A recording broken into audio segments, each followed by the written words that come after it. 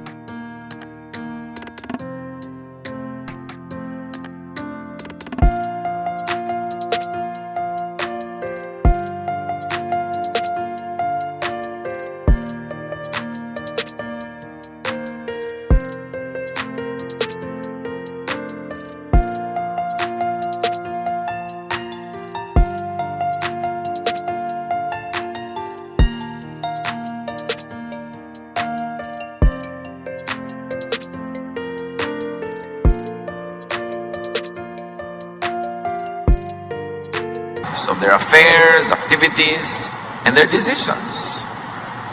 Kaya yung isang mayamang lalaking gustong sumunod sa Panginoon, nung sinabihan siyang, ibenta mo ang iyong kayamanan at ibigay mo sa mahihirap at sumunod ka sa akin, hindi niya nagawa. Meron siyang kinakatakutan. Natatakot siya to lose control of his wealth. Because money can control many things, he did not want to lose his money. Kaya maraming taong gustong yumaman kasi pag mayaman ka, marami ka nakokontrol ng tao, bagay, sitwasyon, wealth, and power to control, so why lose it? 1 Samuel 28, 5 to 7. When Saul saw the Philistine army, he was afraid. He inquired of the Lord, but the Lord did not answer him by dreams or Urim or prophets. Saul then said to his attendants, "Find me a woman who is a medium so I may go and inquire of her."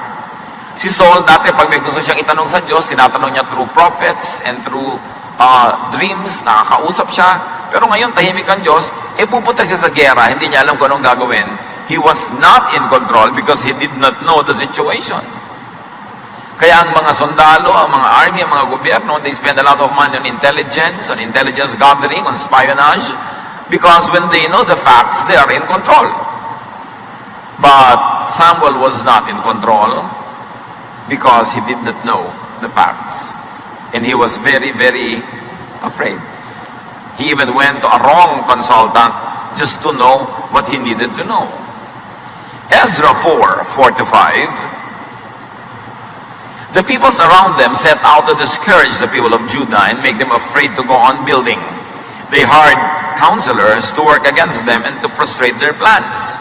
So ang mga taga-Judah gustong buuin uli ang templo, yung mga paligid at pader ng templo, pero natatakot yung mga tao sa paligid na pag lumakas uli ang Judah, baka pati sila makontrol. So in-influensya nila ang mga tao sa Judah na huwag ituloy ang kanilang plano. The people were given misinformation and false news, therefore discouragement, which was in effect a negative control. And the result, Ezra 4:24, thus the work of the house of God in Jerusalem came to a standstill. Because of false news, hindi natuloy ang paggawa ng templo. Because control of people's minds means control of their bodies. Kaya dapat nakikinig tayo sa taong dapat pakinggan at hindi natin pinapakinggan yung hindi dapat pakinggan. Pinipili ang pinapakinggan. Oras na ang bulong, salita, diwa ng isang tao ay nakapasok sa iyong tenga, papasok sa iyong brain, at na-influence ka, susunod na yung katawan mo. Nakokontrol ng kapwa ang iyong katawan by controlling your mind by controlling the information you get or the misinformation fed to you. Kaya nakakatakot makinig sa mga taong hindi reliable kasi baka ka mapahamak. Because they take control of you, not you controlling yourself. Matthew 2:1-3. When Jesus was born in the village of Bethlehem in Judea, Herod was king. When King Herod heard about this, he was worried, and so was everyone else in Jerusalem. King si Herod, may ipinanganak na King of Kings, si Jesus. At hindi niya alam kung ano mangyayari pag lumaki ang batang ito, ano mangyayari sa kanyang sariling trono, so natakot siya. Because to be king, you are in control. But when there is another contender to the throne, when there is another king, there's a threat. The result, Matthew 2:16, Herod gave orders for his men to kill all the boys who lived in or near Jerusalem. This is people feared losing control, so fear makes people do crazy things. Kuminsan, meron kang asawa, gusto mong kontrolin. And sometimes you can do crazy things para lang makontrol siya. Nagagawa mo sa boyfriend, sa girlfriend, pag-control sa anak, pag-control sa mga tauhan, pag-control sa mga kakilala. Marami kasing tao, hindi sila aware that because they fear so many things, they like to control everybody and everything para sila matahimik. Because they think that only when they put people under control can they be safe or can they be happy. But when we fear losing control, or when we like to control too much, we can do many foolish things. That's why it is important for us to understand the dynamics of fear of losing control. Because sometimes the very effort at controlling gives a lot of backlash. Na ang balik nito, ang buwelta sa buhay mo, mas nakakatakot pa kaysa sa original mong kinakatakutan. People na aangkinin. Hindi siya nakakatakot pakinggan kasi hindi kanya kokontrolin.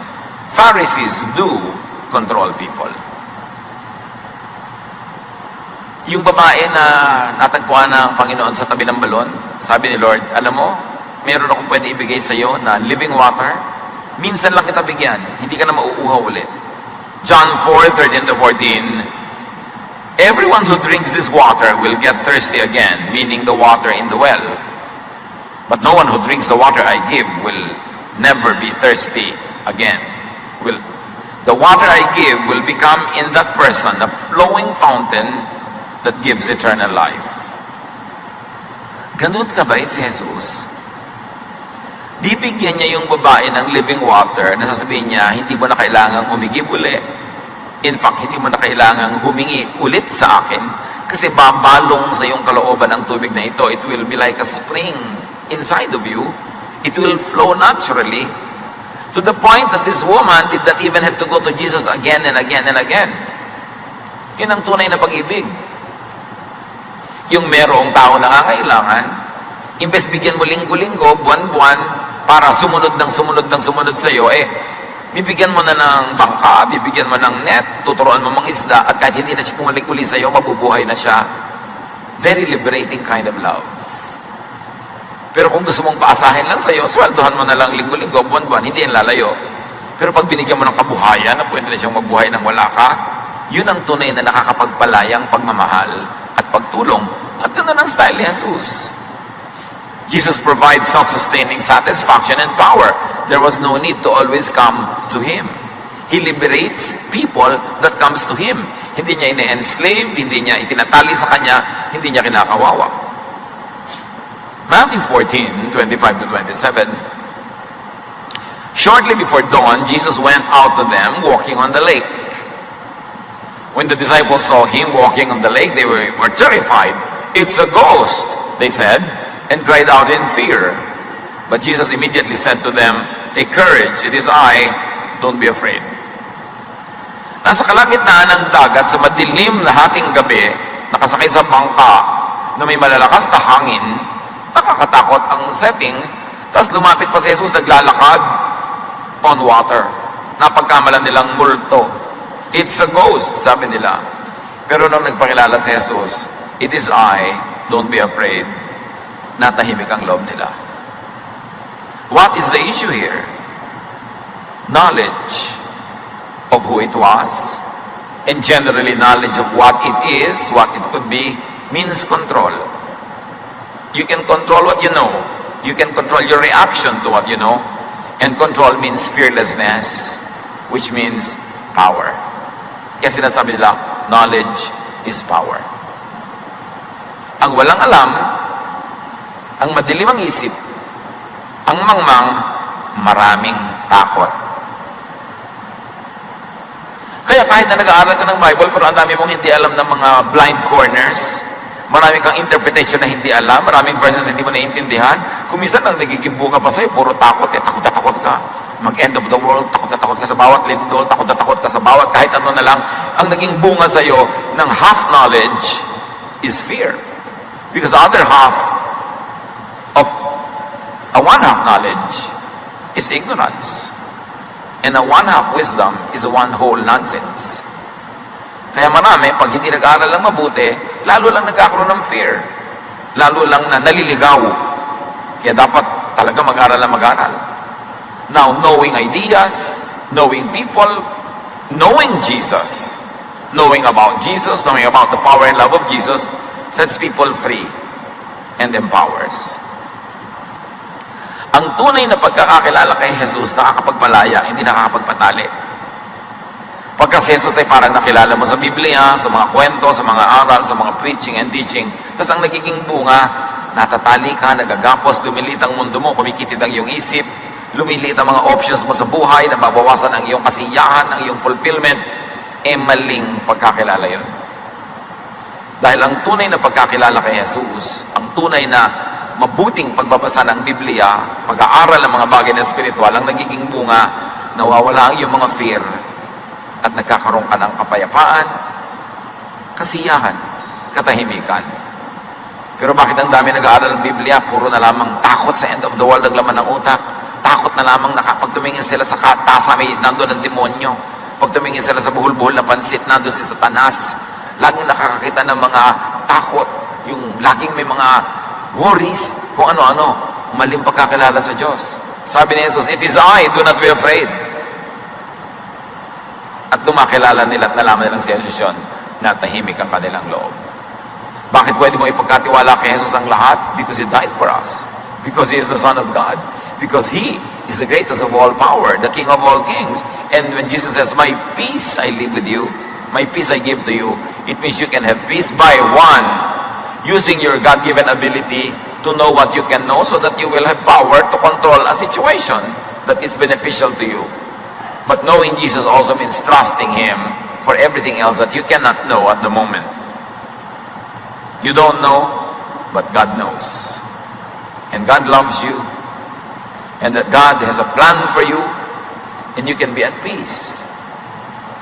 Jesus gives people control over their lives, of their affairs, their activities, their decisions. Yung isang tao na tinirahan ng maraming demonyo ang kanyang katawan nung pinalaya ni Jesus, sabi ng tao, susunod na lang po, sasama ako sa inyo. Kasi ganun yun eh. Pag ikaw'y alipin, binili kita, pinalaya kita, sa kanya, hindi ka na alipin, pero alipin na kita. Lumipat ka lang ng amo. So yung taong tinirahan ng masasamang espiritu, naalipin siya ng mga demonyo, ngayon pinalaya siya ni Jesus, feeling niya, duty niya na sumunod kay Jesus. Sabi niya, sasama na lang po ako sa inyo. Total, pinalaya niyo ako. Mark 5:18-19. When Jesus was getting into the boat, the man begged to go with him. But Jesus would not let him. Instead, He said, go home to your family and tell them how much the Lord has done for you and how good He has been to you. Hindi inalipin ni Jesus, hindi niya pinasunod sa kanya. Jesus did not exploit the man's excitement and faith in Him.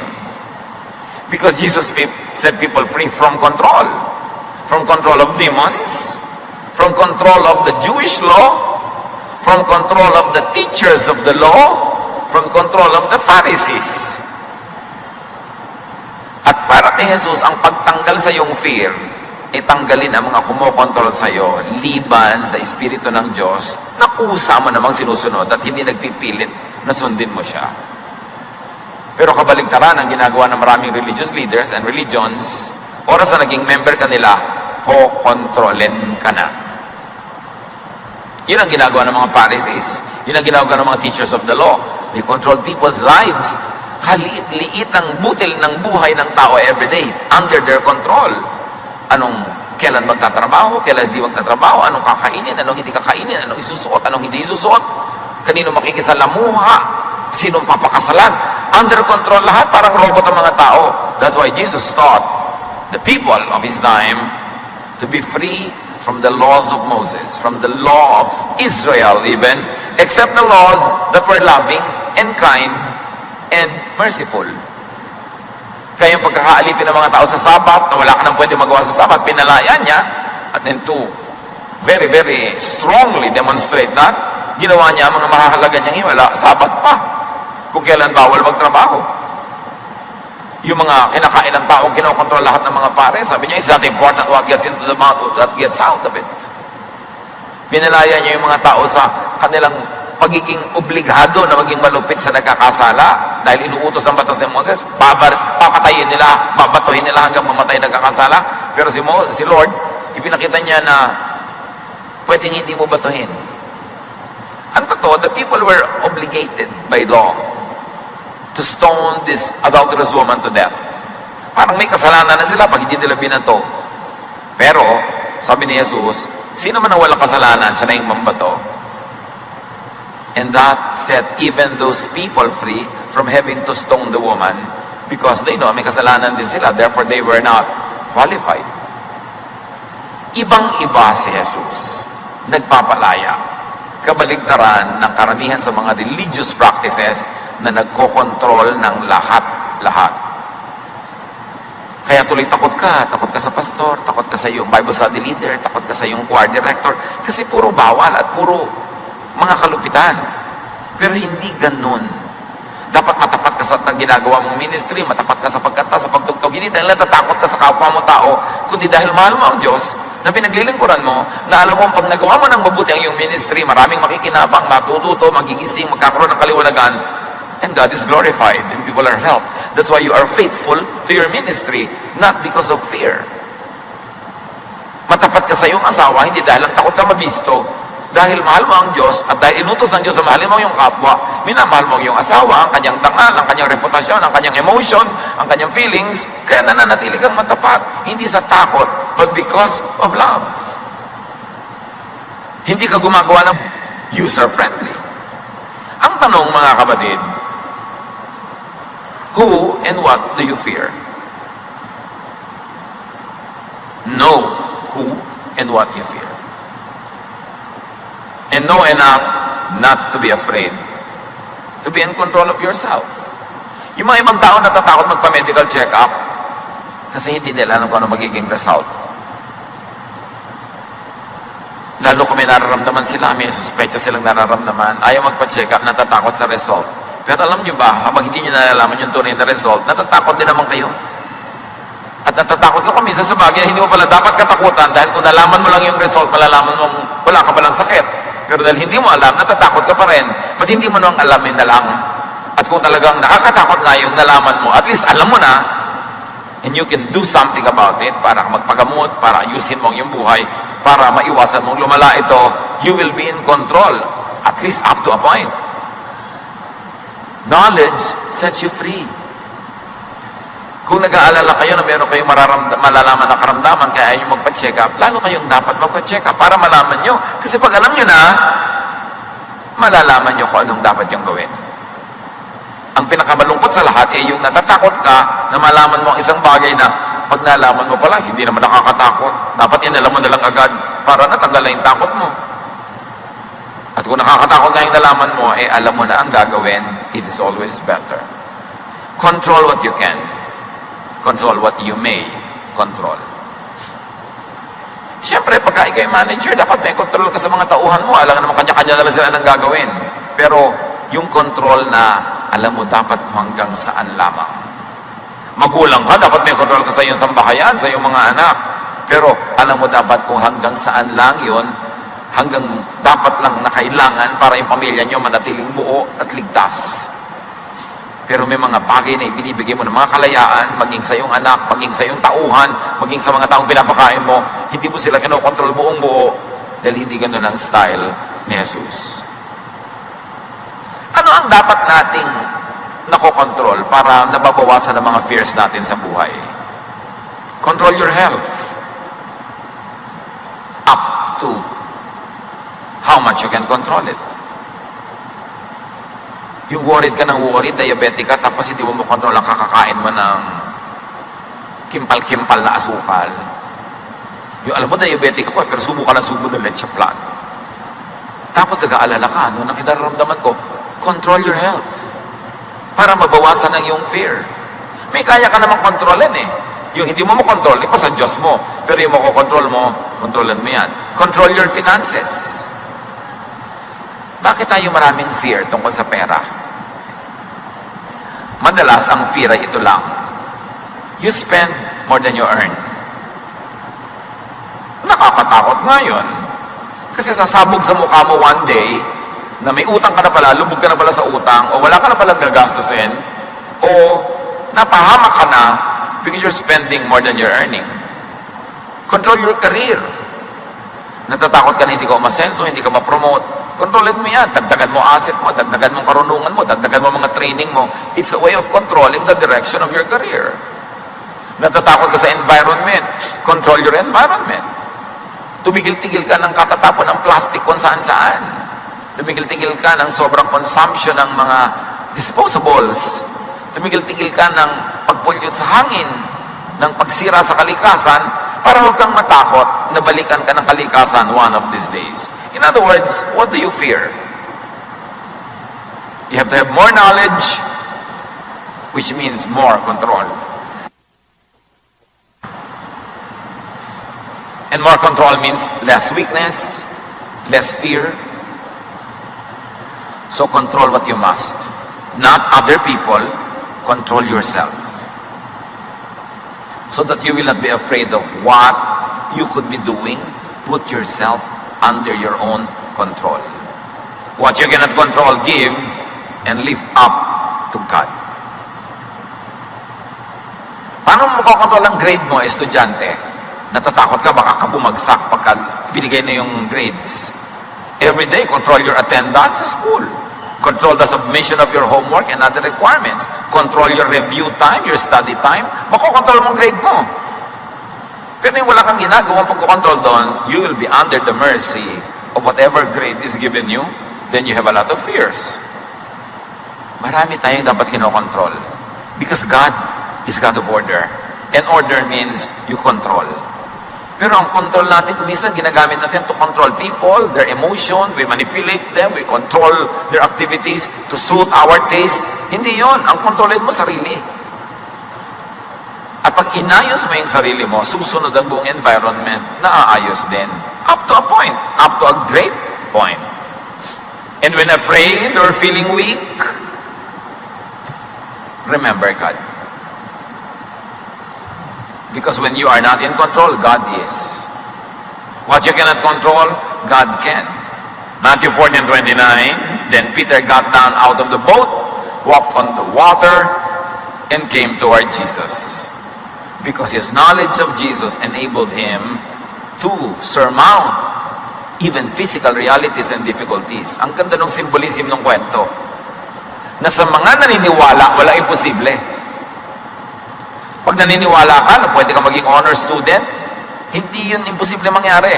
Kasi yung paniniwala mo will guide your everyday activities hanggang naging weekly, naging monthly, naging buong semester na yung activity mo, ang ending, naging honor student ka. Kailangan may pananalig. Kaya importante yung pananalig.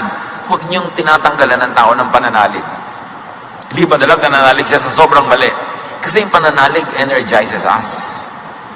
Naniniwala yung tao halimbawa sa isang doktor na magaling yung doktor, huwag mong siraan yung doktor sa kanya dahil pag nawalan siya ng pananalig, mawawalan din ng visa yung paggagamot sa kanya ng doktor na yun. Gagamutin mo ba siya? Nananalig ba siya sa'yo? Kuminsan, we are in a religious and a spiritual journey na nasa gitna pa lang tayo, wala pa tayo sa dulo, hindi pa natin talaga alam ang lahat, hindi pa natin nasusukat ang lahat. Kasi yung ibang tao, guguluhin mo agad ang pananalig nila. para masabi mo lang na may konti kang alam. Pag ginulo mo ba yung pananalig nila, may ipapalit kang iba na kasing tibay o mas matibay? Because one of the unkindest things that you can do to people is to shake their faith and not replace that with a stronger and a better one. Pag wala nang inaasahan, pag walang pinapaniwalaan, mas nawawalan ng direksyon ng tao sa buhay niya. Kaya importante na may pananalig, lalo sa mga talagang napatunayan ng mabubuting bagay. Jesus and faith empowers people to conquer fears, to transcend limits, and to achieve great feats, great projects, to do great things. Jesus, our faith in Jesus, can empower us to conquer our fears. What are your fears? Ilapit sa Panginoon. Tulad na nga ng binanggit natin, kung makakatulong sa inyo na mag-aral, magsanay, para hindi kayo natatakot. Natatakot ka magbaneho dahil hindi ka sanay, magsanay ka na magsanay para matanggal yung takot mo. Pero hindi matatanggal kung lagi kang iiwas sa kinakatakutan mo. Kailangan mag-api ang kinakatakutan. Yung iba natatakot magsalita in public, subukan mo ng subukan hanggang masanay ka. Natatakot yung iba na magsabi ng tulay nilang niloloob. So buong buhay, kinikimkim na lang niloloob nila. Nagiging slave sila ng iba. Kung ano yung paggawa sa kanila, gagawin nila kasi hindi sila dyan lang. Halika, sumama ka sa akin. Ayaw mo kasi. Halika na. O sige na nga. Nakontrol ka na. Kasi hindi mo kinokontrol ang sarili mo. Yung peer pressure sa mga kabataan, nagpapakontrol sila sa iba. Kasi wala silang paninindigan. Dapat kokontrolin natin ang sarili para hindi tayo kokontrolin ng iba. 1 John 4:4, you belong to God. God's Spirit is in you and is more powerful than the one that is in the world. Pag buhay na buhay, masiglang-masiglang Espiritu ng Diyos sa ating puso, wala tayong kakatakutan. Kahit forces of darkness, because greater is He that is in you than He that is in the world. May weakness ka, meron kang talent na dapat mong i-develop, meron kang dream na gusto mong abutin, have faith in God, do what is practical, develop yourself, and go for it. Take control of your life para hindi ka masyadong natatakot sa iba. 2 Timothy 1:7, for the Spirit God gave us does not make us timid, but gives us power, love, and self-discipline. Ang Espiritu ng Diyos kumikilos para hindi tayo gawing mahiyain o kimi o dungo. Pagka dudungo-dungo ka, kikimi-kimi ka, babatok-batokan ka ng lahat. Aakay-akayin ka, itutulak-tulak ka. Sabi, hindi kanya ng Espiritu ng Diyos. Matapang, pero hindi gumagawa ng masama. Naninindigan sa tama, hindi laging nakikisama. Kung ang pakikisama ay magiging pakikisama. Minsan, gino-glorify natin yung magaling makisama. Up to a point, it is useful, lalo nung tribal level ng ating civilization, na kailangan mo ang tulong ng kapitbahay mo para ka mabuhay. Kailangan talaga makisama ka. Pero meron tayong isang katangian na hindi natin laging naitatanghal. Ito'y paninindigan. May mga panahon na hindi ka dapat makisama, dapat kang manindigan. At kung yun ay kokontrolin na ng iba ang buhay mo, kokontrol nila ang love life mo, kokontrol nila ang karir mo, kokontrol nila kung anong kakainin mo, paano ka mabubuhay, dapat ka nang manindigan nun. Kasi hindi ka dapat kinokontrol ng iba. Diyos ang lumikha sa iyo nga, hindi ka kinokontrol ng Diyos, binibigyan ka ng laya. Bakit ka magpapakontrol kung kani-kanino? Iba naman yung parental authority, lalo habang bata ka pa, dapat ka talaga sumunod. You don't know too much para magsarili ka agad. At kahit matanda ka na, mas matanda pa rin sa iyong magulang mo kahit tumanda ka na, so dapat nakikinig ka pa rin. And the premise of obedience to parents is because parents love you. Sometimes they may not be perfect, they may commit mistakes, but they will not intentionally lead you astray. Minsan nagkakamali rin sila pero hindi naman nila sasadyain na ipahamak ka. Bihirang-bihira ang magulang na gano'n, baka 0.01% lang. Kaya mahalaga, alam mo, kanino ba ako nagpapakontrol? Ba't kayo magpapakontrol sa mga kaibigan nyo, sa mga kaeskwelan nyo? Bakit pakain ba nila kayo? Pero pag niyaya ka umabsent, punta ka naman. Pag niyaya ka gumawa ng mali, mayali ka, may pupukpukin tayo, papatayin natin, sasama ka naman. Kailangan marunong ka manindigan. Yan ang ituro natin sa mga kabataan. You should not be under the control of your friends. You should not be under the control of anybody except God, who does not even control you. Because you have to submit to God willingly. Importante na naiintindihan natin sa spiritualidad yon, that it is your birthright to be in control of your life, led by God. In being powerful yet not controlling people, Jesus teaches and enables people to not fear Him and not scare people to control them. Dahil hindi tayo kinokontrol ni Jesus, hindi din dapat tayo controlling sa ibang tao. Kahit ikaw ay religious leader, spiritual leader, you should not be controlling. Kahit sa counseling should not be directive. Yung may problema yung tao, didiktahan mo na, alam mo, itong gawin mo, itong gawin mo, itong gawin mo. Tapos pag magpapapayo uli next week, ayaw na kitang payuhan. Bakit po? Hindi mo naman ako sinusunod. Hindi ka doon ang payo. Pag nagpapayo ka sa tao, parang magulo yung buhok niya, sinusuklay mo lang para maintindihan niya kung alin ang mahaba, alin ang maiksi. Para maayos niya yung buhok niya. Tinutulungan mo siyang suklayin. Pero bahala siya kung gusto niya itirintas, ipusod, ibuhol. Siya bahala, buhok niya yun eh.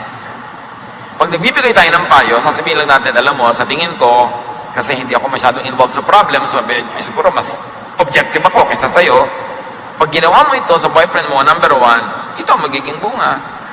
Number 2, itong ginawa mo, ito magiging bunga. Number 3, itong ginawa mo, ito magiging bunga. So, pumili ka kung alin ang gusto mong gawin. Counselor, hindi mo sinasabing gawin mo yung to. Kung hindi mo gagawin, huwag ka na babalik sa akin. Dictation yun. Hindi yun counsel. Marami pa namang tao pag nagiging relihiyoso, ang nagiging tendency to control others. Yung, oy, ba't ganyan ang suot mo? Hindi yan sinusuot ng Christian. Anong pake mo? Sinusuot ng kapwa. Diba? Lalo't hindi naman inagaw sa sampayan mo yung suot niya.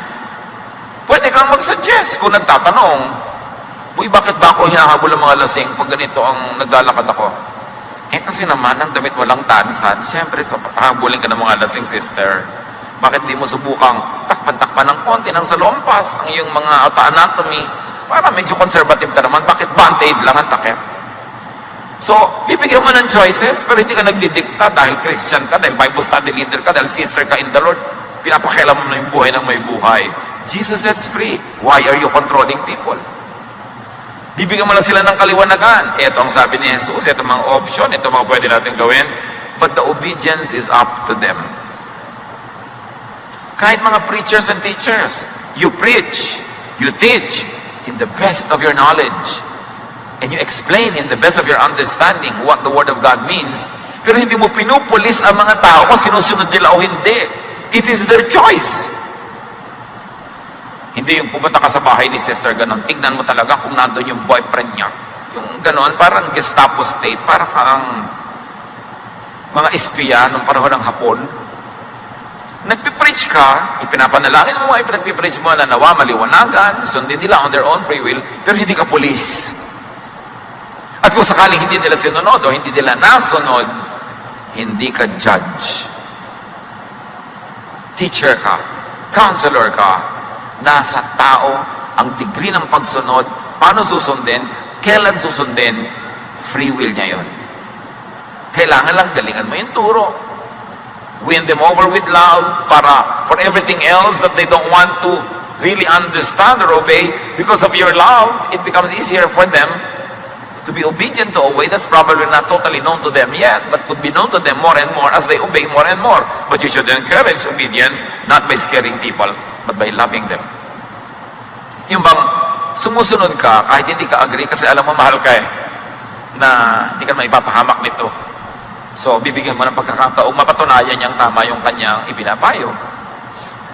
Nalilito ang church kung siya ay light, teacher, guide, counselor, o kung siya ay police o hukom. Kaya ang linaw-linaw ng turo ni Lord, do not judge others. Just love people. Give them the privilege to obey from their own free will and volition. Because it is much more joyful to do something when it comes from within your heart.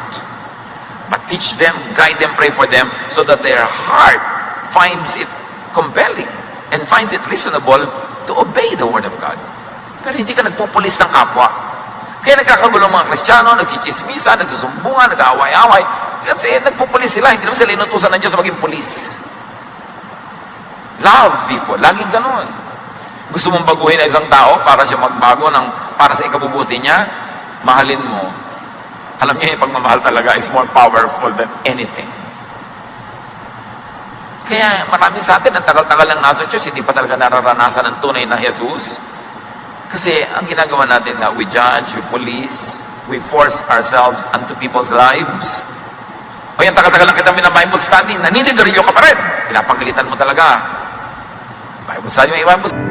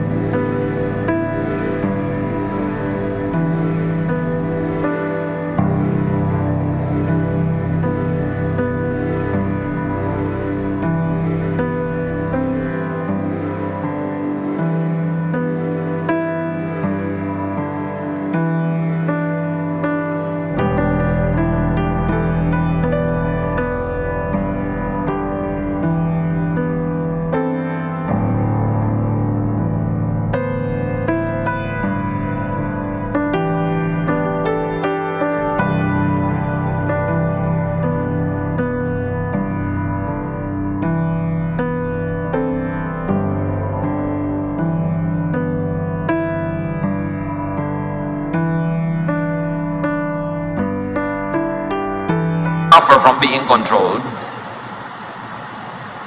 when people do not suffer from wanting to control others, they become free. They find rest and peace. Pag kinokontrol ka ng iba, hindi ka free. Tama. Pero pag nangko-control ka rin ng iba, hindi ka rin free. Pag tinatalian mo sila, kahit saan sila pumunta, kasunod ka dahil hawak mo yung tali. Yung mga tao lagi nagsiselos, nagko-control ng kapwa, nagbabantay ng kapwa, hindi kayo free. Kasi, dapat kayong matulog, hindi kayo makatulog, nagmamanman kayo. Dapat kayong mapahinga, hindi kayo nagpapahinga. Dahil, mayroon kayo iniisip, gusto nila silang kontrolin. Pati ang mga mangyayari, kokontrolin nyo kung sino makakasama niya, hindi nyo makakasama. Para kayong engineer, script writer, director ng pelikula, dinidirect nyo lahat ng tao sa inyong paligid. Nakakapagod yun. Hindi kayo mapapahinga. Kaya kung meron kayong loved one, meron kayong papa na kailangan nyo pang bantayan, pawalan nyo na lang. Kasi yung dapat bantayan, pag hindi kayo nakatingin, magwawala din yun. Hayaan nyo siya. Kaya nga sabi, if you love something, set it free. If it comes back, it is yours. If it doesn't come back, it never was yours. Kaya kung meron ka dyang loved one na nandyan lang dahil nakabantay, marino ka, it's not worth it. Pawalan yun. Nakakapagod yun. Dapat hindi ka habol ng habol. Dapat, kusa siyang pumupunta sa'yo. Mapapahinga ka. Doon ka lang mapapahinga pag hindi ka nang kokontrol ng iba. Yung kailangan mo pang kunin yung SIM card niya, yung kanyang password, tapos para kang detective na nakabantay sa lahat ng mga post niya, nagla-like sa kanya, may 100 siyang friend, lahat tinitingnan nyo, minamanmanan nyo. Hindi kayo free nun. It's not worth the relationship. It's not worth it. Na napapagod kayo, napupugayat kayo ng kababantay, kapipigil? No! Hindi yung style ni Jesus. You don't become free that way. John 14:27, peace I leave with you, my peace I give to you. I do not give to you as the world gives. Do not let your hearts be troubled and do not be afraid. So you see, ang peace nandun lang sa setting people free and being free yourself. Yung kailangan mong hulihin, bantayan, itali, ikulong is not worth it. Huwag na lang. Get freed from your personal demons. Marami tayong mga takot, marami tayong mga fear, only because we like to control. Let go. Relax. Yung mga sobrang nagpapasikat, yung meron kang birthday, gusto mo perfect na perfect ang lahat kasi magpapa-impress ka sa lahat ng bisita, nakakapagod yun. Yung babayad ka pa ng mga sikat para umaten, para mapag-usap ang may sikat na umaten sa iyong event, Huwag na lang. Kung sino talagang willing pumunta para hindi ka pagod. Importante yun. What is freedom and choice to control personal life? Give people choices. Give people freedom. Nakakapagod yung binabantayan, nakakapagod din ang magbantay. Dapat, pahinga ka. Kung ayaw niya sa'yo, huwag mong pilitin. Pag lumuwag-luwag yung tali mo, aalis din yun. So ngayon na, kaysa bukas. Iiwan ka pa rin pala next week. Hindi ngayon na, para mag-start ka na makamove on. Huwag mo siyang pigilin. Matthew 6:24, you cannot be the slave of two masters. So kung nasa Diyos ka, dapat free ka from satanic control. Dapat hindi ka nagpapadeceive that you get into the business of controlling others and being controlled by others.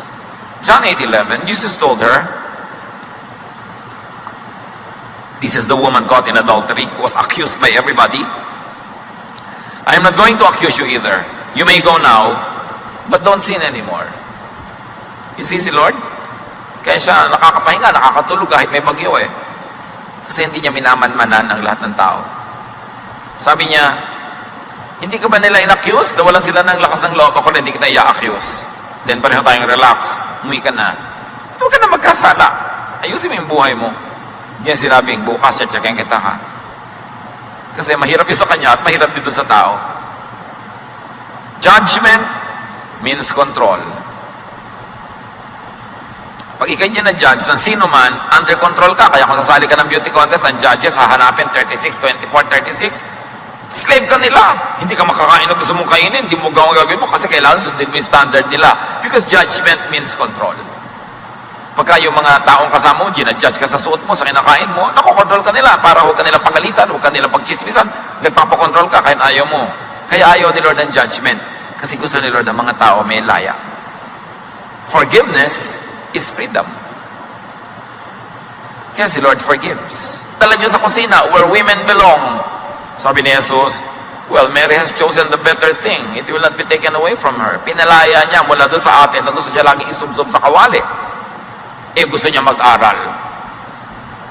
Yung mga babae na pinalaya ng Panginoon, sinusundan siya hanggang Jerusalem. Pinalaya niya mula sa household duties. Para magawa rin nila yung tawag sa kanila ng Diyos, yung calling sa kanila ng Diyos. Yung mga tinitira ng demonyo na nakatira sa kuweba, pinuntahan niya, pinalaya niya, nakauwi sa sariling bahay.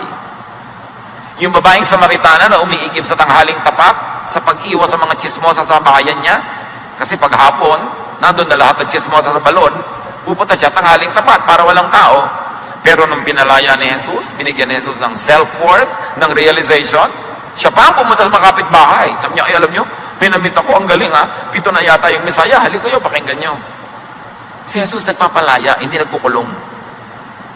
Sadly, many religious teachings nagkukulong, imbes magpalaya. Baligtad. To oppress people who are impaired by sensory laws, Jesus gives the power to be free, to live life to the fullest. Minsan ka lang mabuhay sa mundong ito. No matter how much you believe in eternity and how long eternity will be, minsan ka lang dito. Huwag mong sayangin. Lasapin ang dapat lasapin, kainin ang dapat kainin, gawin ang dapat gawin, alamin ang dapat alamin, and when you die, meet your Creator. But while you're still here, don't waste your time. Don't waste your life in slavery. You have to be free. Ano man ang kahulugan sa inyo ng freedom na yon, kayo ang mag-isip. Ano man ang tumatali, pumipigil sa inyo na maging kung ano talaga ang tawag sa inyo ng Diyos, kayo yung maging kayo, ano man yon, you have to be free. Hindi kayo nilikha ng Diyos para maging alipin o ari-arian ng sino man o ano man. This freedom, this is self-control, and this is the good news of the gospel. Ano ba ang number one na tumatali sa mga Israelita? The laws of Moses, the laws of Judaism, the laws of Israel. Doon pinalaya. Sabi niya, hay, kalimutan niyo lahat ng command. Isang command na lang ibibigay ko sa inyo. Ito yung time niya sa utak niyo. Love. Yung mga command na hindi loving, oppressive, nakaka-enslave, nakakasakal, padaanin niyo sa aking turo na love. Pag hindi loving, pwede niyo na isang tabi, hindi nyo na dapat obligahin ang sarili nyo sundin kasi hindi naman loving, hindi kayo napapabuti. Yung mga Pharisees na yan, mga teacher na yan, sabi ko lang, tingnan nyo sila. Hindi naman nila ginagawa ang tinuturo nila sa inyo, tapos pakinig kayo ng pakinig. Pinalaya ni Jesus ang mga tao mula sa law. Kasi yun ang opresor sa buhay nila noon. Sabi niya, come to me all of you who are tired and heavy laden, and I'll give you rest. Only in